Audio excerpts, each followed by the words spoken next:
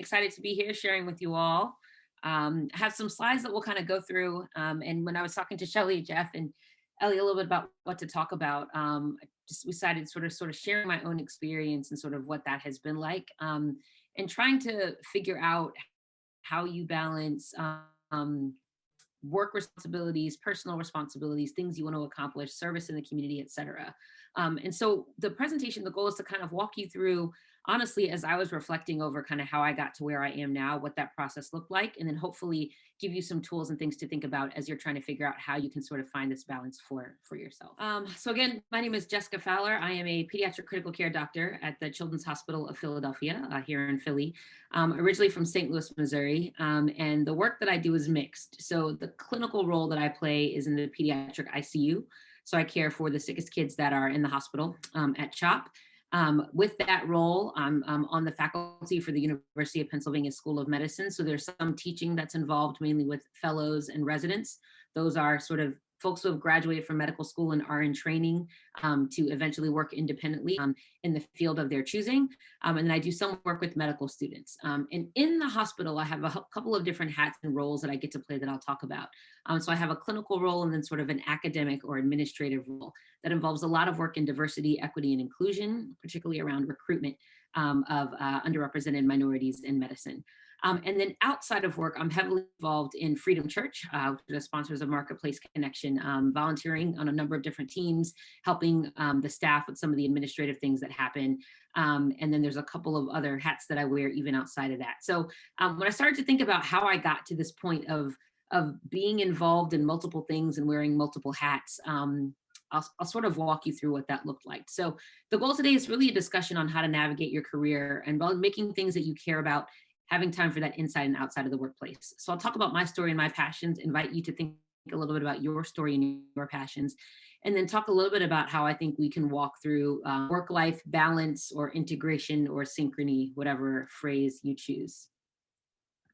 So we'll talk a little bit about sort of my story, and I apologize in advance for the random pictures, but it was the best way for me to think about how this worked. And when I was thinking about this, really, it's important to note that my story begins before me. So I grew up in St. Louis, Missouri, and I think that's relevant for a couple of reasons. A lot of people who maybe live on the East Coast and where all of you are from became familiar with St. Louis because they heard a lot about Ferguson, Missouri. And Ferguson, Missouri is where Mike Brown was shot and killed by a police officer, laid in the street for hours before his body was removed. And nowadays we talk a lot about George Floyd and we talk a lot about Breonna Taylor, but really when we think back to Mike Brown, it was really the start of stories coming to the forefront about the issues that we have in this nation around our law enforcement and those with Black and brown bodies. And I bring up that growing up in St. Louis because it actually ties directly to some of the work that I do now. St. Louis is a great place. It's a Midwest town. The pace is definitely a little bit slower than Philly. Folks are more friendly than they are on the East Coast. But in St. Louis, I tell people you can drive down one block and go from a certain zip code and block and street that's going to have sort of a very wealthy family, often a majority or a white family, and then you can drive down one street and literally watch the socio-demographics change. And there can be a real separation of people from different backgrounds. And so I grew up in the midst of that, being a part of multiple worlds when it came to my church, my family, and my educational experiences. The other part of the story that begins before me are the matriarchs of my family. And so you see 5 women, they called themselves the Woodruff girls when they were all living. The one in the blue with her hands sort of over the top of her chest is my grandmother, Marie Woodruff Fowler. And all of these sisters are now together in heaven. But they instilled a lot of faith and sort of the tone for the family that I ended up growing up in. The love that they had for one another, the relationship they had with the community of St. Louis, Missouri, and the relationships that they had, that they set and the priority they set for family, totally impacted the world that I came into as a child. And then I have to talk about my parents who you see in the corner. They're parents who met in high school, started dating in college and graduate school, and have been married for more than 35 years. And they have set a standard, not just in the way that they love one another, not just in their relationships with God, but also in the way that they actually balance the work that they do and the impact that they have on the community. And so from an early age, there were a couple of lessons that they really instilled in me that I think continue to play out to this day. So when I think about the early lessons, right, we often look at, okay, what does it look like right now to figure out how to balance my life, how to like figure out what I'm interested in and make that work in addition to all the other stuff that I think about. And I actually think you have to take a step back and figure out, how did you get to where you are? And so I think about the early lessons. And for me, a lot of that was based in faith. So faith was a huge foundation of my family, a huge foundation of the first place that I got to sing a song, the first place that I got to give a speech. All that stuff happened in church. And so there was a faith foundation that was laid early on. In addition to that, and I talked about the matriarch's love for my family. And, I was taught that that family didn't just mean the 5 people that were in my household. That meant my cousins, my aunts, my uncles, but it also meant people in my neighborhood. It meant friends who were at church, and really anybody who came into contact with my blood family that we had a relationship with became family. And so there was a certain standard for how we loved people and how we treated people. Lessons of giving. And so I'll talk a little bit about my grandmother in a moment, but I can remember growing up, and whenever the new school year would come, we'd be super excited to get new clothes. But before we were allowed to go shopping to get new clothes, we always had to go through our closets and go through our drawers and make trash bags full of clothes that we had not worn to give away. And while it was a small thing and something I remember doing every year for many years, a lot of lessons were instilled early in us that we should be giving things away. That yes, we have the opportunity to receive, and I felt like I grew up in a very privileged family, but that giving was really important. Um, and then the other lesson that I learned early was code switching, and that might be a weird thing to share about, and I'll show you why it's relevant as I go on. But code switching is this idea of the language that you use, maybe the style that you have, the way that you communicate that changes based on the place that you're in. And I will say, from a very early age, in elementary school, I existed in a Black Baptist church where I grew up. I played sports like soccer and field hockey that was predominantly white classmates and friends. And I went to a pretty wealthy private school with who had never seen some of the neighborhoods where my church was or where my family lived. And so early on, I learned that there's a way that some people, sometimes you have to adjust to communicate with different people. And I'll tell you why this is relevant as I go forward, because I think when we think about navigating different spaces, the lessons I learned in code switching often also became important for how to make things relevant that I'm passionate about to other people.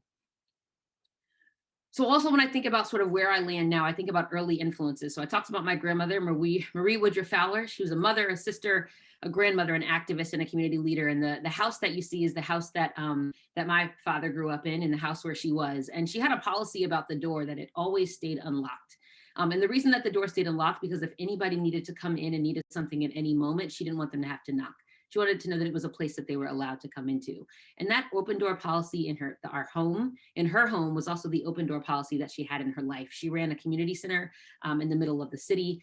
She kept it from closing. She served innumerable youth throughout the city of St. Louis. She was influential with local politics, government, and really was a stalwart in the community. And the park that you see at the bottom actually passed is a park in the city of St. Louis that was dedicated to her memory. I mentioned that I am a pediatric critical care doctor, so I'm a pediatrician. Another early influence of mine was Dr. Mary Tillman. Now, I have parts of her bio there grayed out and small for a reason, because the point isn't for you to actually read it, but it's to see all of the things that she accomplished and the influence that she had. She was one of 2 Black pediatric practices in the city of St. Louis when I was growing up. And I tell people, you were either a Tillman baby or a Nash baby, and I was a Tillman baby. And early on, because she was my pediatrician, I decided at a very early age I wanted to be a doctor and that I wanted to be a pediatrician. I'll bring up my friend Rebecca Helpern. And Rebecca and I were best friends growing up. And the reason I bring up Rebecca is that Rebecca was a white Jewish girl growing up with a grandmother who had been a Holocaust survivor. And I was a Black Baptist Christian kid. And we used to spend Saturdays going to temple and Sundays going to church. The first time I did Shabbat on a Friday night was at her house. And so we came from very different worlds, but our parents got along great. We were friends. We went to preschool together and elementary school together, and we're friends all the way until we both graduated high school. What you see on the right is she and her husband and her kids. I was at her wedding. And this relationship with someone whose world and existence was really different from me, and finding the commonalities, I think also plays into sort of what the balance of my life ended up looking like down the line. The other thing I'll say that played a part for me is what I'll call a multi-layered educational experience. And so a lot of people, when they, want to know about you as a professional, they want to know, well, where's your pedigree, right? Where'd you go to school? What did you study? And so I think about, part of that experience for me was going to the University of Virginia for undergrad, going to Duke University for medical school, spending a year at UNC doing my master's in public health, and now being on the faculty at Penn. And so while that's a part of my experience, there were other things going on at that same time. I went to an elementary school called New City School. And early on, there was a teacher named Linda, and got a group of us together, a number of us who were at the school, and formed a group called YAPEG. It was Young African Americans for Positive Awareness Group. And the idea was that she knew that there were a group of us at the school that were different from the majority of students, who were having a different experience than other students. And so she wanted to create a space for us where we could be ourselves, know that who we are mattered in that space, and have a place to lament together, but also celebrate one another. And I point that out because when I think about the work that I do now, it actually was that early introduction to the importance of spaces like this that ends up being a part of why this became so important to me. What you see next is a picture of my graduating class in high school. And while I was in high school taking lessons from YAPEG, we formed a group called Diversity, Etc., Education Through Communication. When I look back at my school's website now, they have a plethora of sort of diversity, equity, and inclusion work that goes on around there. But to know that sort of me and a couple classmates were the first ones to really insert the importance of communication around the differences of the students who were there, recognizing which students were not a part of our class and a part of the educational experience we were having. While I was in high school and going into college, I was a part of a program called Anytown, powered by the National Conference for Community and Justice, NCCJ. And this is actually a diversity leadership experience that begins to challenge a lot of the things that I'm talking about, all the ways that you grew up, how you sort of formed your identity, and how you engage with people who are like you and who are different from you. And then when I got to college, I was part of forming a group called Sustained Dialogue, which is now a national network that's based in DC. And this had the same idea of bringing people together from sort of different walks of life to have intentional dialogues that would lead to relationship building and change. So I had sort of my formal education leading me to medicine. I had sort of this wealth of experiences, diversity, equity, inclusion. But what I told you was that faith was really the background of all of that. And I'm saying these things in pillars because I think sometimes we look at what we do now and we think, oh, we're just picking things randomly. But it really came from something that I think has really been sort of a part of my life all along. And I think it's important when we think about how we navigate the spaces we're in now to look back and see what things we can pull forward. So I can remember going to Sunday school as a child, Vacation Bible School as a child. Again, the first place that I ever got to sing was in the Sunday school church choir, standing on the edge of a pew, too small to stand behind sort of the gate that was there. So I had to stand over on the side. I can remember being involved in youth ministry, and then in college being involved in something called the Impact Movement as a campus ministry. And so there's all of these different things that were going on. And I think underneath all of it, things that I probably wasn't even aware of was a theme of favor, love, and grace. And so at the age of 6 years old, actually, is when I decided to give my life to Christ. I'll tell you the story some other time, but the verse that rings out to me is, for God so loved the world, he gave his only son. And there was a realization that there was something that was meaningful in my life and a purpose that God had pretty early on. When I got to high school, I'm going to be honest, I struggled a lot with pride and with seeing myself above other individuals and learning about what it meant to have grace, and that it wasn't something that I had done to be better than other people was a super important lesson that I learned at that time. Going through college and spending a year deferring med school for a year off was really a realization that there's a work that God has created for us to do. And so knowing that we are his workmanship, that there's different skills and talents that God has put in us that he wants to use. And then med school and beyond has really been thinking about, wow, whatever it is that I do, there's something that I can do to the glory of God, that I'm doing it all in the name of the Lord Jesus, giving thanks to him. So these educational experiences, there's these foundational family experiences, there's these early influences, and then this theme along the way that I talked about, that foundation of faith, of a continued influence of sort of kind of in a way, these foundational sort of teachings that made a big difference for me.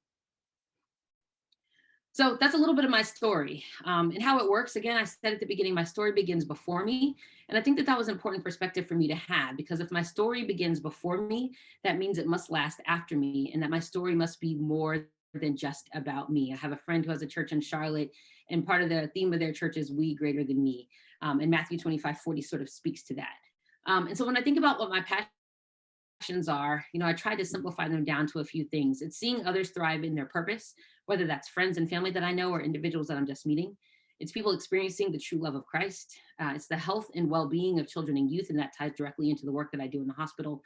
And then my mother has a quote that she often tells me. It says, if you're the only one who looks like you at a table, you're not as good as you think you are. And so when I think about sort of my passion for social justice, particularly around race and around issues of diversity, equity, and inclusion, that actually ends up being a huge driver that I approach things. So we'll come back to that, but let's think a little about your story and your passions. So I think the first part of that is really understanding who you are. So I told you, as I reflected on sort of what to share today about finding this balance, it took me back to like, wow, where does my story start? What are the initial influences, and who are the folks that have really made you are? What are the things that shape you? What are the experiences that have brought you to the place where you are? Who are the people that have been a part of your story to this moment? And I'm reminded that Psalm talks about the fact that God created our inmost being, knit us together in our mother's womb. And that means that there's sort of pieces of our own puzzle that were put together long before we can completely understand them. And so I think it's important to take a moment and say, okay, wow, who am I? What is it that drives me? What is it that I care about? So we'll take a moment. I'm not sure how many folks are on, but I thought this would be an interesting exercise for us to do. So if you have a piece of paper or if you've got your phone, take a moment and list 3 people who have influenced you. So I shared 3 people who've influenced me. I talked about Dr. Tillman, I talked about my grandmother, and I talked about my best friend. But can you think of 3 people who have somehow influenced you, and think a little bit about, why those people stand out to you? And then as you're reflecting on that, take a moment and think about 3 life events that have somehow maybe shaped you, that they've influenced you. Is it a place that you've gone to school? Is it something else that you've experienced? Is it a place that you've been? Maybe it was graduating. Maybe it was getting into a certain college. Maybe it was the first job that you had. And then I think for a lot of us, there's some sort of theme or something that resonates with us, that inspires or guides us. So do you have 3 mottos, phrases, writings, something that inspires you or guides you? For some people, that's something like YOLO. For Nike, it's just do it, right? Is there something, or scriptures or something for you that like, wow, that really influences the way I think about things? Or maybe it's something that you have written on your refrigerator, or maybe it sits on your desk at work so that you can be reminded of that. And then I wonder if you can think of 3 things that you really love to do, that you enjoy, that make you happy. If somebody were to say this whole week of work is wiped out for you, what are the 3 things that you would absolutely go and do right away? And if you're actually writing these down or just sort of thinking about them, I wonder if you see any connection between those things. I wonder if the person who influenced you is maybe the person who taught you something or was the first one to share something with you that inspires you. I wonder if something that you love has been influenced by one of the people who's influenced you. Or if there's a life event that shaped you and a lesson that you learned is sort of a motto that you use going forward. And I say that because I think when it comes to sort of where we are sort of as professionals and how we're making a decision, I think all of these things play into that, and all of them guide us and shape us in a certain direction. And I think taking time to reflect on that can help us see, wow, where am I sort of expressing myself in this space? And what's sort of a hole that maybe I've forgotten? What's something that I haven't actually picked up, thought about, or done in a while? And we can come back to these things at the end. So let's talk a little about work-life balance, integration, and synchrony, because that was one of the goals, is to figure out, can we do this? Can you sort of have it all? Is that possible? And I thought a little bit about sort of scales. And I feel like this is sort of what we see often. There's sort of one side and another side. And the scale is sort of defined as you're either going to have too much work or too much outside of work life. And there's this like balance that you have to strike. But I got really bothered thinking that there are only 2 sides of that. And I wonder if we can think a little bit differently about that scale. And I thought about sort of a merry-go-round when you're in a park. What I like about sort of this picture is that there's slices, and I can imagine those slices being different sizes, maybe different sizes in different seasons. And I think that's actually the type of scale that we want to think about. It means that those pieces are integrated. When we think about this as a model, there's sort of a center that keeps everything sort of focused. That's maybe the most important piece. But it's not so much that you're always weighing one thing or another. It might be that you're sort of shifting things around to make you sort of complete and whole. And so I think you've got to find your place on the spectrum. So, when we think about sound or we think about light, there's different spectrums of things. And I think similarly, you can find your place on the spectrum. So for some of you, your work and your passion may perfectly align. You may have a job in a field that totally fits what you are most passionate about. If somebody were to say, if you could only influence this one thing in your life, what would it be? You would say that, and your job would reflect that. For others, your work and your passion are very different. They almost pull in different directions. Maybe your work is the thing that pays the bills, but what you're actually passionate about is totally separate. And for others, it's somewhere in between. You've got work, you've got passion, you've got hobbies, and exactly where they are and how they fit might be shifting at different times. I think there's this balance, and I won't say balance. I think there's this. It's thinking about sort of if you've got your work, but you also have skills, you have passions, you have interests, and then you have talents and gifts. And it's figuring out how to make those things work together in a way that I think not only brings you satisfaction, but ensures that you are really making the impact that you want to make, and that I would argue you're actually purposed and built to make. So I think we can think a little bit about, ask ourselves what fills you. And My friends know that I have this like horrible thought about the word self-care, which is really awful. It's all the connotation, though. I think it's so important to take care of yourself and be sure that you're filling yourself up. And when I was looking for things to sort of describe what fills you, the first thing that came up, it says you cannot pour from an empty cup. You must fill your cup first. And while I get that, and I think that a lot of folks, I would definitely say in my generation, a lot of professionals in the city or who do work that I do think about it this way. I don't really like that as a motto, because I think that then it's so self-directed and so self-reliant. And so I like this a little bit better. It's sort of multiple cups and things that get filled in different ways. There's some things that are going to fill you up. And for you, that might be working out, or that might be spending time outside, or taking a bike ride, or hiking.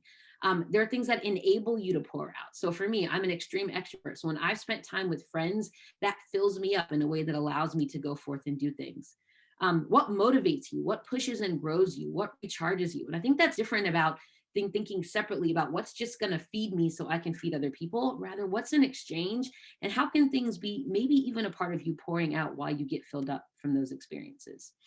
And I think this goes back to this idea of what's your source. You know, when we think about that cup and it says fill yourself up, it really makes you almost your own source of a supply.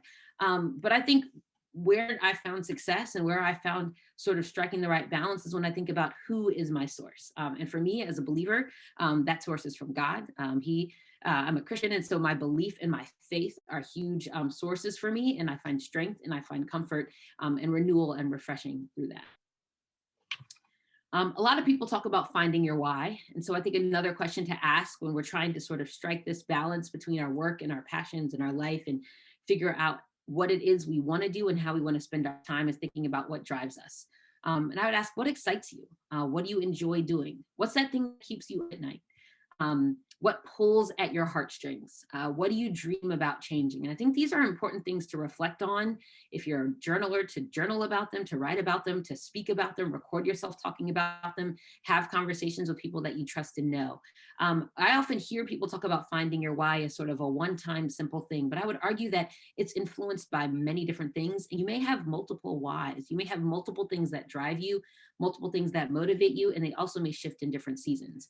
And I think when we can identify what the multiple whys are, it actually can help us ensure that we're spending some time in each of those lanes as we go forward. The other thing I think to ask ourselves is, who are we doing it for? So I'm a huge Beyonce fan, and she had a song called Me, Myself, and I. And I think sometimes that's how some of us operate. It's about us. It's what we want to do for us. We want to, have X amount of resources, X amount of dollars, provide for ourselves, be comfortable, have the experiences that we want to have. And there may be some things that are like that. For others, it's my family and me. I want to ensure that like my family is good. I had a friend who grew up really struggling. And so for him, one of the most important things was going to be that he had something to leave for his future children. And so my family and me can be something that's really, really important. And then I think for others of us, we're driven by something that's bigger than maybe even the people that we know. So we get sort of the world, or we look at a community, or we look at a large population, and we say, wow, there's a segment of people that I don't even know that I feel like, I want to change things for them. I want to influence things for them. And so I think having an understanding of who it is that you're doing the work you're doing for makes a big difference. And then who are you doing it with? I think a lot of people focus on just the what you're doing, but I would argue that who you're doing it with makes a huge difference. And so I've got a couple of squads here that I really enjoy. That are some of my favorites. Living Singles, a show that I love. Who doesn't love the Golden Girls? Friends, great show. The Office makes me laugh. Disney is a classic squad. And then I've got freedom movement there at the bottom. But I think that, when you find folks who, in medicine, we often tell people, if you find your people, you found your passion, that there's something about being surrounded by people who are also driven, have similar whys to you. And I think you can go a lot further with them.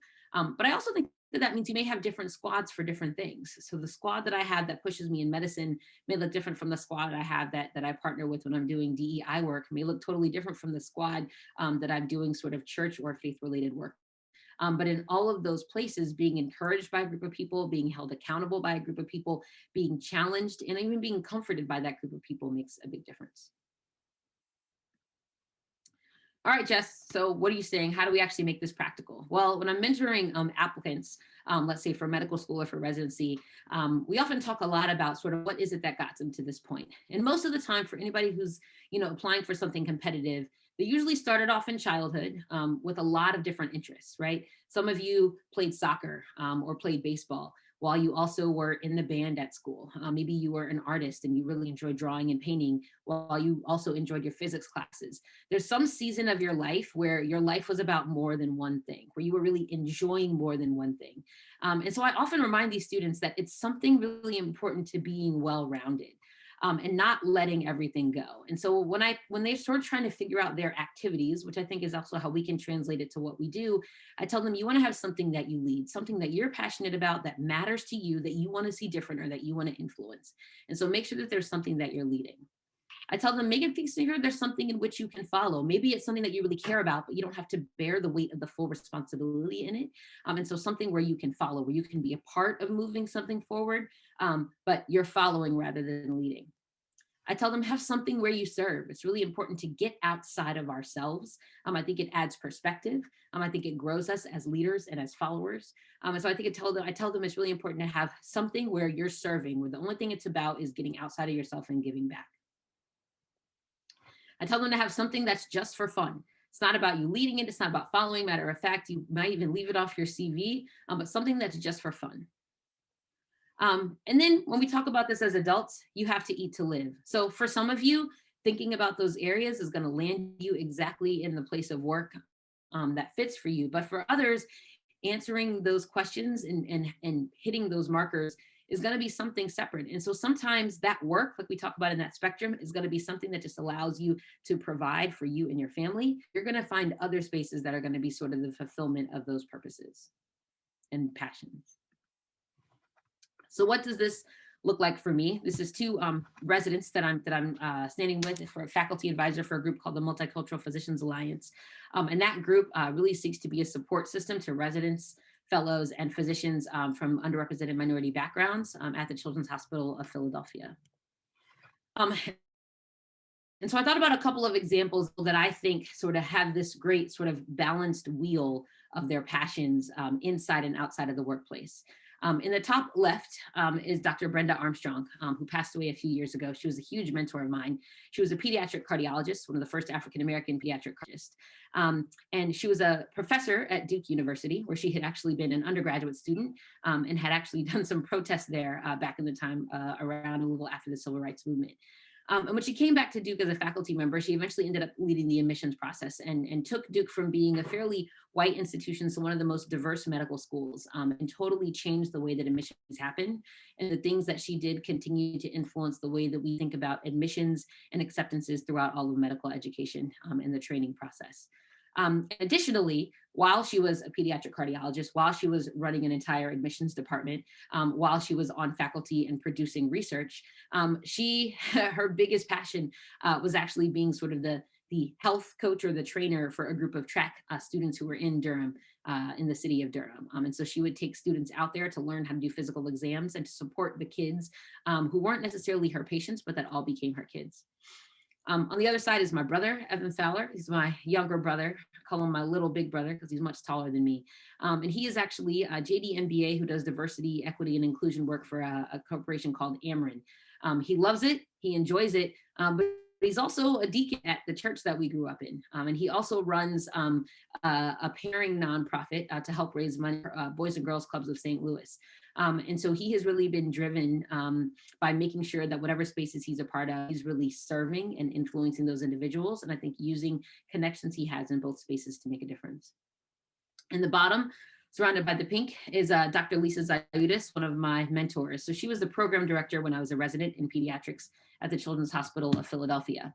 And she ended up coming up on some health issues, but amazingly pivoted from practicing medicine directly to now moving over to, this was her before her first day of school, teaching in an underserved area to special needs children, and now getting later in her career a master's degree. And she's someone who I feel like her wheel has not only been balanced, if I could tell you the tons and tons of accomplishments and things that she did while she was actively in medicine, but she is one who I think that wheel really represents the fact that you can have seasonal change and adjustments that happen. In the middle in the purple is my best friend. Her name is Tiffany. She is a pediatric dentist down at the Virginia Commonwealth University. In addition to being a pediatric dentist and an associate professor of dentistry there, she also is part of the Big Brothers Big Sisters network. And not only is she part of Big Brothers Big Sisters, but last year she won one of the top Big Brothers Big Sisters. And then started to realize that when she was taking out her little sib, that she really enjoyed reading, but there weren't necessarily a ton of books that she had access to. And so she is now leading an effort to increase sort of literacy as a part of the Big Brothers Big Sisters of Richmond. And then the last one on the far right is my friend Nicole. She is a general pediatric doc in hospital for hospital medicine at the Children's Hospital of Philadelphia. She serves in her church locally as a tutor. She takes care of patients regularly, but she also really has a passion for sort of organization and for teamwork and seeing people sort of thrive in their areas and seeing systems work well. And so she's taken skills that she developed when we were together as chief residents and been able to influence huge systems within the hospital, and then been able to partner and mentor younger physicians who want to be involved in similar work. And so I think for all of these individuals, if we were to just sit or say what their day job is, it might be something, that seems very narrow, but they found their passions into their actual work and then have influence outside of their work. And so when you're approaching this, there were a couple of things that I thought that were really important for how we approach this when we're trying to think of whether or not we can find the balance and how we do it. One is being organized, but prioritizing time with God, listening to hear direction from God. So I can remember times where I had a ton of studying to do.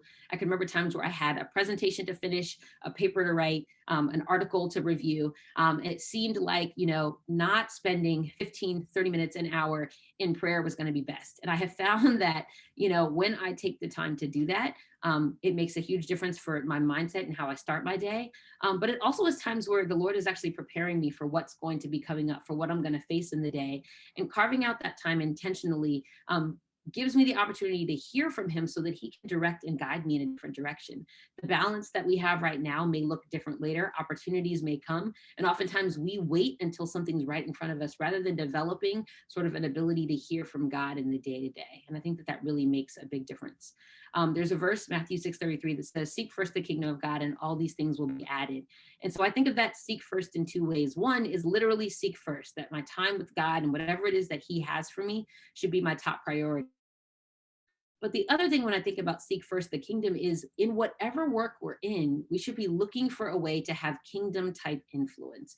Whether that means I'm with a family at the hospital, whether that means I'm running a resuscitation in the ER, whether that means I'm leading a meeting with colleagues at my work, whatever that is. And do I have sort of a kingdom mindset? Do I have a mindset of loving those people, of making that space as equal and equitable as it can be for everyone around me, and really making sure that I have the right attitude and perspective of placing others above myself in that space.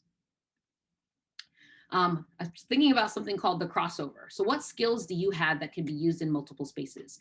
And how can you bring your passions into your workplace? So I told you all about sort of the sort of experiences that I had early on, and that I think really sort of prepared me to do work in diversity, equity, and inclusion. Well, I loved creating spaces. I loved dialogue. And so now I've been able to carve out a position with trainees where I'll actually be diversity efforts. I'm over recruitment efforts, literally lead organizations who are all about making space for folks who are different or not as large a group in that space so that they have places to lament together, to celebrate together, and to move forward. And so there's skills that really had nothing to do with how I am as a doctor, but that I was able to sort of bring into a space where I saw a need and meet that need. And maybe that's the case for you. Maybe there's some skill that you have or something you've developed that doesn't sort of readily fit with your job, but is there a way that you can bring that in? Or conversely, is there something you do in your work that would meet a need in the community or meet a need in the church where it actually wouldn't be learning or doing something different, and it wouldn't be a stretch for you because it's something that you do well naturally. It's something that you do well easily. And so there's a crossover in that way. Are your skills being utilized as well as they could be and in all the areas that they could be? So some of you may realize, I've got a job that really works my heart, but maybe I'm good with my hands. Or I've got a job that really works my hands, but there's some other there's maybe some other passions or other skills that I have that I'm not using. And I definitely find that there's giftings that each of us have. And when that gifting and that work come together, it can be so much easier and you can go so much further than someone else who doesn't really have the skills that you have. And so I think sometimes, it's been me sitting back and being like, okay, I really care about this thing and I've got skills in this thing, but I'm not doing it yet. And so that actually may make me go look for a space to use it. Or if an opportunity comes, I say, wow, I actually have skills for that. And I'm not using them yet. And part of the maybe uneasiness I feel or the shiftiness I feel is because like there's something in me that I'm supposed to be using that I'm not using. And so that may actually be a drive or push to get involved in something different, to build a partnership with an organization or a group that you haven't done yet. And I'm reminded of 2 Peter 1:3 that says, really, everything we need for life and godliness, God has given us. So additionally, if there's a new skill or something that we need, praying and asking for it so that we can utilize it. And then also asking ourselves, is anyone being served besides me? How is my life a benefit to those who are around me? I talked early on that one of the early lessons I learned was giving. And my grandmother used to say that, she used to call it a repository, that, God gives to us and we leave our hands out and he brings whoever needs what we have in our hands to our hands so that we can give it to them. And I often think about the fact that, sometimes in our professional worlds, when we're trying to sort of, climb the elevator of success, depending what your area is, it can be like we just want to take and we want to have and we want to do for ourselves. And we're so busy holding stuff so tight that we don't lose it, that we actually end up limited in what we can receive. And so if we actually sort of flip that perspective and have an outward perspective, then it actually means our hands are open to receive more. And as we continue to give out, we have space to receive more and more. And so I thought about Philippians 2:3, do nothing out of rivalry or conceit, some say out of vain conceit, but humility, count others more significant than ourselves. And I think we have to ask, is what I'm doing really meeting a need for somebody else? And if it's not in one space or area of my life, what's another place that I can begin to serve others? What's another place that I can stretch and begin to actually do that? Where can I have my hands out and extended to the benefit of someone else? So what does this look like for me? Well, it looks a couple of different ways. Again, I told you I was really involved in the pipeline. So really trying to build the number of underrepresented minority physicians. My family is central to me. They are super important. You'll see my mom, dad, my brother, my sister. There's clinical work and some research work that I do. So, whether that's publishing on sort of studies that I'm working on or really trying to do some quality improvement work. And then I have the benefit of serving our church and loving meeting people, loving being able to be a part of how God is moving us forward. And then I mentioned the impact movement and recently have become the chair of that board to influence the way that college students are able to be impacted by the gospel. And so it's not one or the other. If you would tell me which part of that is work and which part of that is life, it would be a little bit hard to say. All of them require some effort from me. All of them require some amount of skills that I feel like I've been given and gifts that I've been given, but they all also sort of pour into me, right? So as I'm busy sort of doing these things, figuring out how to be organized and balancing that time, I'm driven and connected by the core, early experiences and influences, but then I'm also fed by the work that I get to do. So I'll stop there. Thank you all for listening and glad to take any questions or hear other thoughts that you all have. Yes, that was fantastic. I'm still trying to digest all the great information that you were sharing. And I think what's great about the presentation is that, you were showing all the different areas of your life, and what moves you and what inspires you. my question for you is, at what point do you know if you're spreading yourself too thin? Like, can you talk a little about times where maybe you had to pull back or step away from something that you were passionate about or interested in, just because of whatever season you were in your life, and like kind of what moved you to make that like decision to kind of step back? Yeah. No, that's a really great question, Shelley. And I think that I'm often a doer, and so I'm often driven by, hey, the opportunity to do. But I agree with you, and I think that as you're moving forward and as you're hopefully influencing or serving in different spaces, you want to do it well. You don't want to take on a responsibility and find that you're not actually able to accomplish what is desired by the people you're doing it for, or to what your standard is. So I think that a couple of things have probably stopped me in my tracks in those instances. One, I realized that like I actually don't have the time to bring to something, meaning I say I'm going to commit to it, but it always stays at the end of the to-do list and I never get to it. And then it's reflecting and owning and saying, okay, I actually don't have time for that right now. I think the other thing is going back and reflecting sort of on the why portions. And so I can give you an example of some of the shifting that was happening in education opportunities at the hospital, and a question of whether I wanted to be involved in sort of leading part of a program, where I would actually end up being sort of brought up to take on a pretty big leadership role.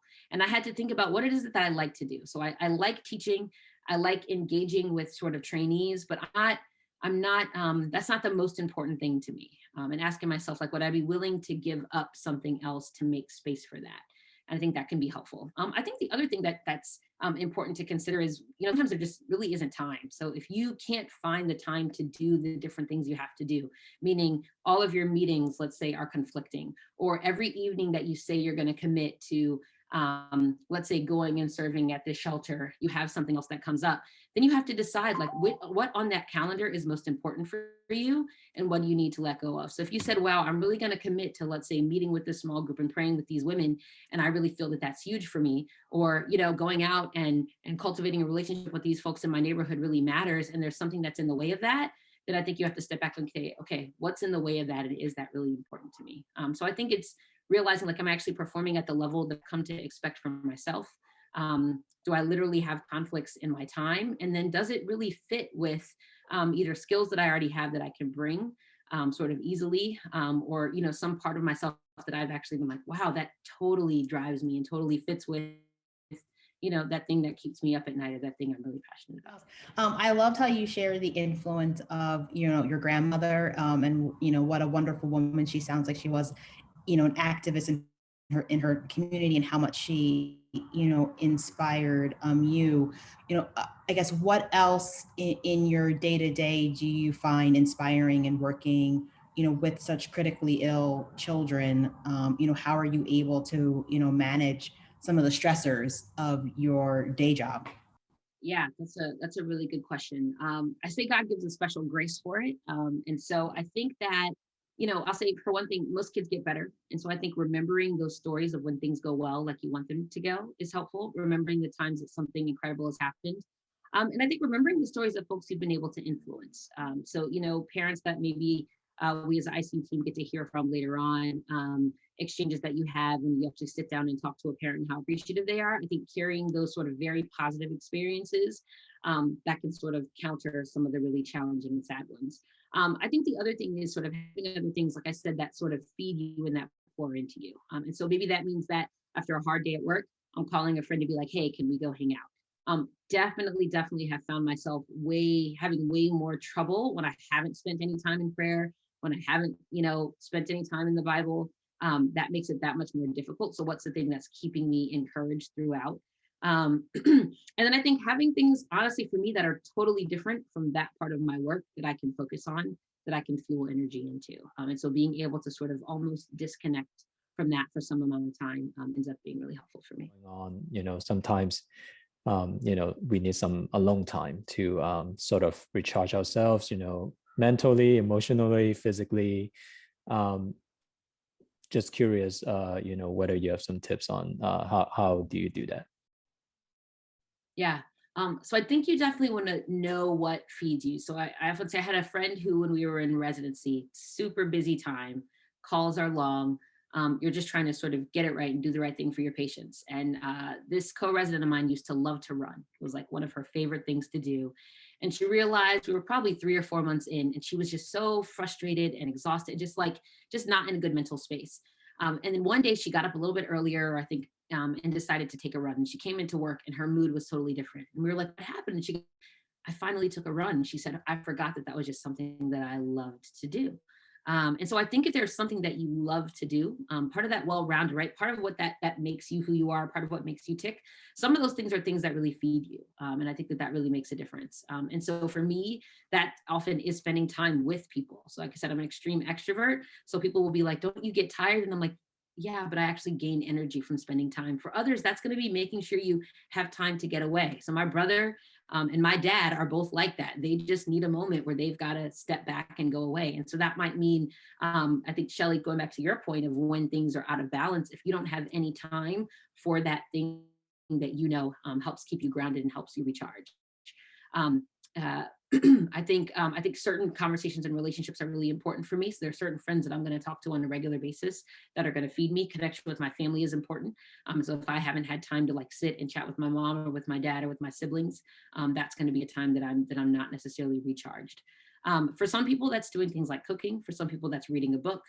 For some people, that is vegging out and catching up on their favorite show because it allows their mind to just rest for a minute. And I think there's nothing wrong with that as long as sort of you're taking the time to work that into your day.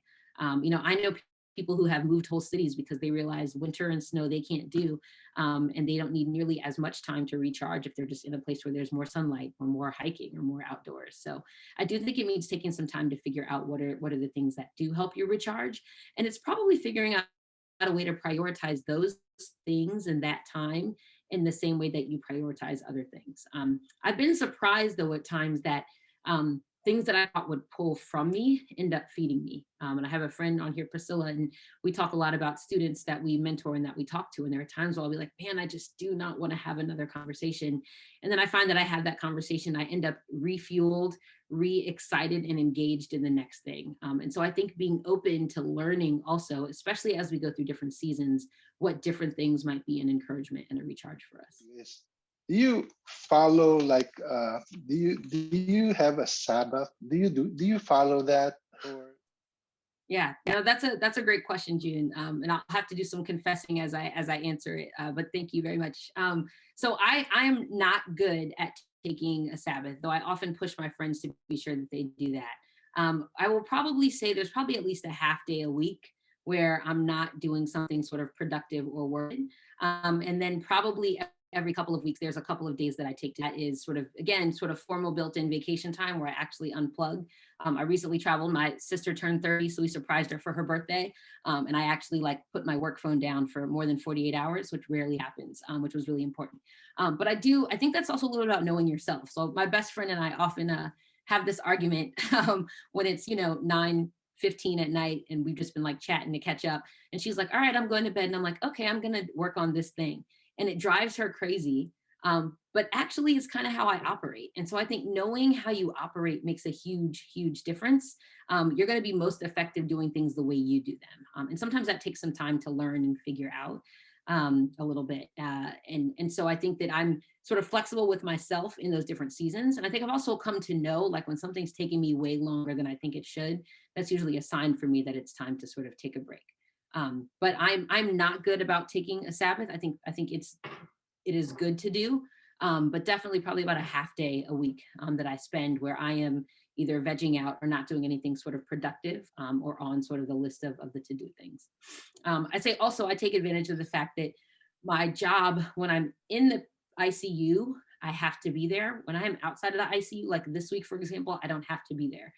So I have no problem deciding that it's going to be easier to work from home in my pajamas starting at 12 o'clock rather than waking up at 6 on a day that I have to be in the ICU. And so I definitely take advantage of that flexibility to help me recharge as well.